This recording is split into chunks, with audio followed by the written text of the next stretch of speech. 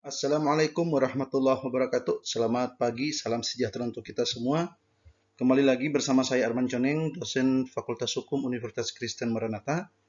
Kali ini saya akan membuat video pembelajaran tentang penegakan hukum dalam perizinan dalam ruang lingkup hukum perizinan. Suryono Sukanto memberikan definisi bahwa inti dari penegakan hukum terletak pada kegiatan menyelesaikan hubungan nilai-nilai yang terjabarkan di dalam kaidah-kaidah yang mantap dan mengejawantah dan sikap tindak sebagai rangkaian penjabaran nilai tahap akhir untuk menciptakan, memelihara, dan mempertahankan kedamaian pergaulan hidup. Di sisi lain, P. Dehan memberikan pengertian bahwa penegakan hukum administrasi seringkali diartikan sebagai penerapan sanksi administrasi. Sanksi merupakan penerapan alat kekuasaan sebagai reaksi atas pelanggaran norma hukum administrasi. Ciri khas penegakan hukum administrasi adalah adanya paksaan. Jadi dari dua definisi sini kita bisa menarik beberapa clue bahwa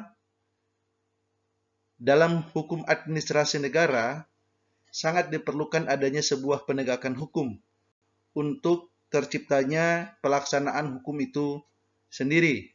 Di sisi lain, penegakan hukum administrasi sering diartikan sebagai penerapan sanksi administrasi.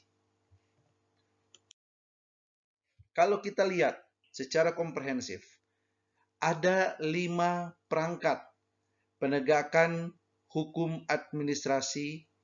Yang pertama adalah terkait dengan masalah izin itu sendiri. Kemudian yang kedua adalah persyaratan di dalam izin. Yang ketiga adalah keberadaan pejabat pengawas. Yang keempat adalah mekanisme pengawasan itu sendiri.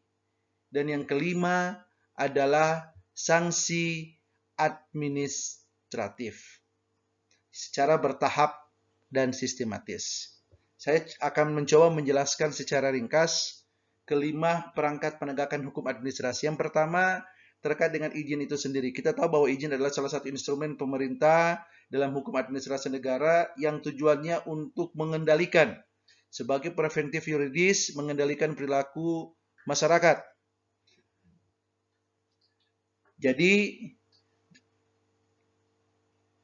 dengan adanya instrumen izin ini ada upaya dari pemerintah sebagai pemegang mandat kekuasaan di negeri ini untuk menggunakan kekuasaannya melakukan pencegahan sekaligus mengendalikan dan mengontrol perilaku manusia agar semuanya tidak sesuai dengan keinginannya masing-masing.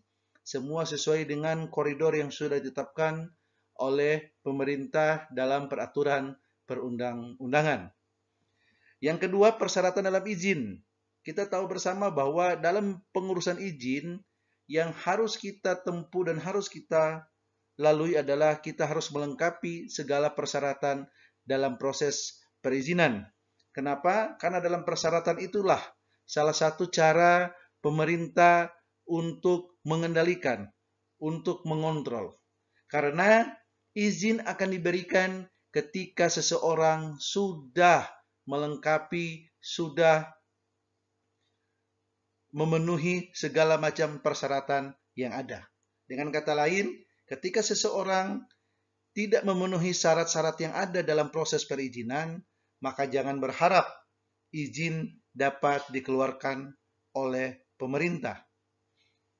Yang ketiga, tentang adanya sebuah lembaga atau sebuah mekanisme tentang pengawasan dari pemberian izin itu sendiri yang dibebankan kepada seorang atau dua orang atau beberapa pejabat yang mempunyai keahlian dan mempunyai kemampuan dalam hal pengawasan perizinan. Fungsi dari pejabat ini, fungsi dari ASN ini adalah Mereka akan mengawasi dari hulu ke hilir, dari proses awal sampai proses pemberian izin, apakah izin itu sudah sesuai dengan tujuan, sudah sesuai dengan peruntukan atau tidak. Ketika pemerintah menempatkan orang-orang yang terbaik, yang mempunyai kredibilitas, yang mempunyai integritas yang tinggi dalam proses pengawasan ini, maka kita bisa mengharapkan proses perizinan dapat berjalan sesuai dengan aturan, sesuai dengan harapan kita semua. Selanjutnya yang keempat, perangkat penegakan hukum adalah mekanisme pengawasan. Kalau tadi kita berbicara tentang personnya, sekarang kita berbicara tentang mekanisme pengawasan. Banyak permasalahan yang terjadi di lapangan ketika terjadi tumpang tindih, ketika terjadi simpang siur pola pengawasan dari masalah perizinan ini. Sehingga pemerintah perlu membuat sebuah mekanisme yang efektif, efisien, dan sangat bermanfaat buat masyarakat agar masyarakat dalam pengurusan izinnya tidak mengalami kesulitan, bahkan terkesan harus dipermudah. Kenapa? Karena jika izin dipermudah dan masyarakat patuh terhadap segala persyaratan yang ada, maka semuanya akan berjalan dengan baik. Salah satu konsep pengawasan yang telah dilakukan oleh pemerintah bisa kita lihat dengan program OSS. Program OSS adalah salah satu program unggulan pemerintah untuk mengefektifkan, untuk mengefisiensi masalah perizinan, dan di dalam OSS itu sendiri terdapat mekanisme pengawasan. Karena sudah jelas dengan menggunakan OSS banyak waktu kita yang bisa kita hemat, banyak biaya yang tidak terbuang percuma, dan masyarakat sangat merasakan manfaatnya. Sebelum ada OSS, ketika masyarakat mengurus masalah perizinan, maka ada beberapa yang harus dilewati oleh masyarakat dan masing-masing merasa punya kekuasaan, punya kewenangan, sehingga terjadi tumpang tindih. Pengawasannya juga akan susah karena lintas sektoral. Ketika OSS sudah diterapkan, maka sangat terasa perbedaannya, pengawasannya semakin lebih efektif, pelaksananya juga semakin lebih efisien. Dan yang terakhir adalah sanksi administrasi. Ketika kita berbicara perangkat penegakan hukum, maka tidak lain kita juga bicara tentang sanksi administrasi. Kenapa harus ada sanksi administrasi? Ini sebagai efek jerah, ini sebagai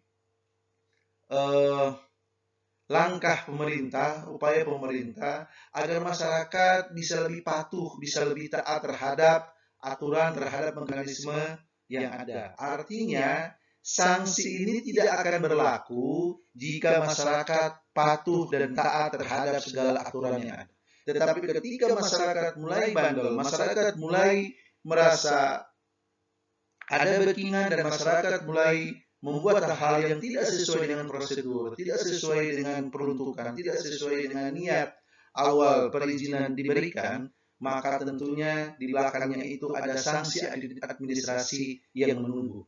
Cuman yang jadi permasalahannya, apakah sanksi ini efektif dilaksanakan apa tidak? Karena kalau kita baca, kita lihat secara teori, secara norma, sanksi ini sangat jelas. Tetapi sekali lagi, antara desain dan dasolen, kita harus akui ada banyak terjadi gap, banyak terjadi ketimpangan.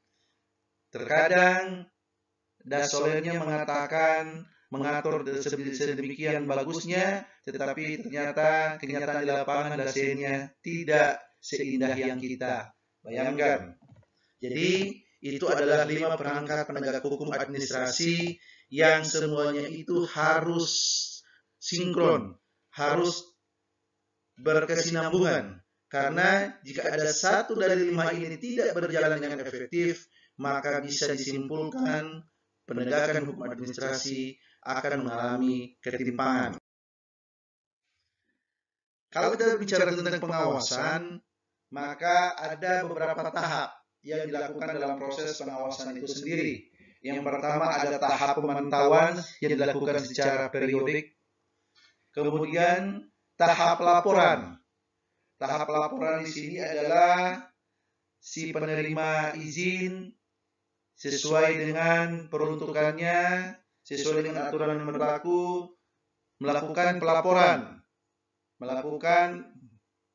memberikan informasi kepada pemerintah tentang kegiatan, tingkat penataan, serta kecenderungan yang terjadi, sehingga dari pelaporan sini pemerintah bisa menyusun, bisa membuat sebuah kesimpulan apakah perizinan itu berjalan secara efektif, efisien, atau tidak.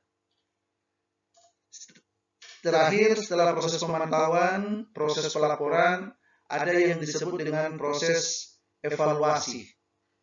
Proses evaluasi di sini adalah untuk menganalisa apakah langkah-langkah yang telah dilakukan, mulai dari tahap pemantauan, mulai dari tahap laporan dan sebagainya, itu bisa menimbulkan hal yang positif dalam hukum perizinan, antara lain apakah dengan langkah-langkah, dengan mekanisme yang sudah ditetapkan oleh pemerintah, apakah perizinan itu bisa berlaku efektif dan dapat dirasakan langsung manfaatnya oleh masyarakat. Apakah perizinan yang diberikan kepada masyarakat sudah sesuai dengan peruntukannya dan sudah dipergunakan sesuai dengan peruntukannya atau tidak. Itulah kegiatan-kegiatan yang dilakukan dalam proses pengawasan. Tadi saya sudah singgung masalah sanksi administrasi. Kalau kita berbicara masalah sanksi administrasi, maka dalam hukum administrasi negara ada beberapa sanksi administrasi yang diatur. Yang pertama adalah penolakan izin. Tentu saja kenapa izin ditolak? Karena penilaian dari tim verifikasi atau panitia pemberi izin adalah ada syarat-syarat yang tidak bisa dilengkapi atau ada hal-hal yang tidak mungkin bisa diperbaiki atau ada hal-hal yang tidak sesuai dengan aturan perundang-undangan sehingga pengajuan izin ditolak. Kemudian ada penundaan izin. Penundaan izin dimaksudkan ketika seseorang dianggap masih belum menyempurnakan persyaratan-persyaratan atau ada hal-hal yang seharusnya sudah dilakukan tetapi belum dilengkapi sehingga pemerintah menunda untuk memberikan izin kepada pemohon sambil menunggu pemohon untuk melengkapi segala persyaratan, segala kewajiban yang harus dipenuhi oleh pemohon. Kemudian ada yang disebut dengan pembekuan izin. Pembekuan izin di sini adalah ketika seseorang sudah diberikan izin oleh pemerintah, dalam pelaksanaannya ada hal-hal yang seharusnya dilakukan sesuai dengan peruntukannya, sesuai dengan fungsinya, ternyata tidak dilakukan baik secara maksimal atau tidak dilakukan sama sekali, maka izin itu bisa dibekukan. Maksud pembekuan ini adalah sebagai efek untuk mendorong kepada pemohon, kepada penerima izin ini agar dia mau melaksanakan apa yang menjadi kewajibannya ketika menerima izin ini, sehingga suatu saat ketika dia sudah melaksanakan semua persyaratan, semua aturan, semua kewajiban yang harus dikerjakan oleh penerima izin, maka izinnya akan dibuka kembali. Keempat adalah pembatalan izin. Pembatalan izin, pencabutan izin juga sama terkait dengan ada hal-hal yang sebenarnya tidak bisa dilakukan oleh penerima izin, tetapi dalam proses, dalam implementasinya, penerima izin seenaknya saja melakukan hal-hal yang sudah jelas dilarang, sehingga dengan kata lain izin itu dibatalkan atau izin itu dicabut.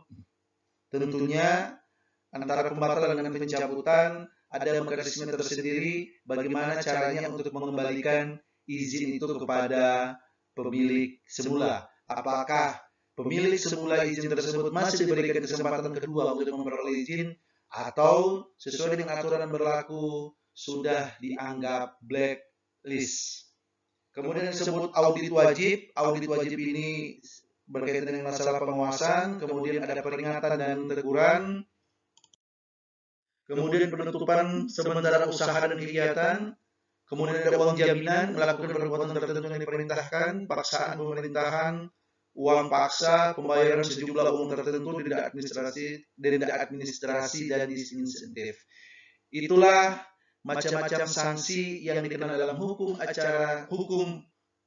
administrasi negara dalam kaitannya dengan penegakan hukum administrasi negara, khususnya dalam hukum perizinan.